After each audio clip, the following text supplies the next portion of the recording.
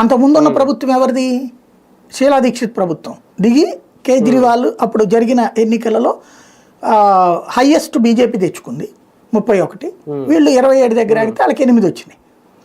అప్పుడు బీజేపీ నేను ఈ చేల్చడం ఈ రాజకీయం అంతా చేయడం ఇష్టం లేదు దానికి, ఎందుకు ఏడాదిలోనే పార్లమెంట్ ఎలక్షన్ ఉన్నాయి, అందుకని అది సైలెంట్ అయిపోయింది. అయిపోయేటప్పటికి కేజ్రీవాల్కి మద్దతు ఇవ్వడం ద్వారా బీజేపీని అధికారంలోకి రానివ్వకుండా చూసే పనిని కాంగ్రెస్ వాళ్ళు చేశారు.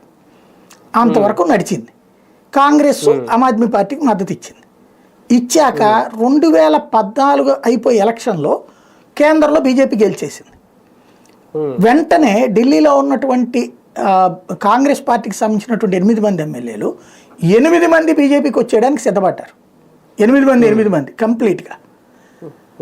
అతను ఒప్పుకోలేదు. 2014లో దానికి రెడీ అయ్యారు. అయితే అమిత్ షా ఒప్పుకోకుండా పార్లమెంట్ 7 భారీ మెజార్టీతో గెలిచారు కదా ఢిల్లీ.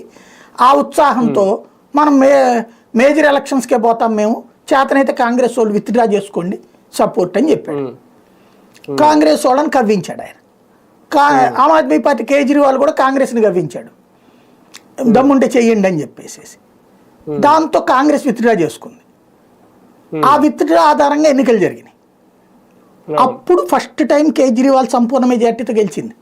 ఏది 2014లో అప్రతిహాత విజయంతో సంతోషంగా ఉన్నటువంటి భారతీయ జనతా పార్టీకి మొట్టమొదటి స్ట్రోక్ ఢిల్లీ ఎలక్షన్.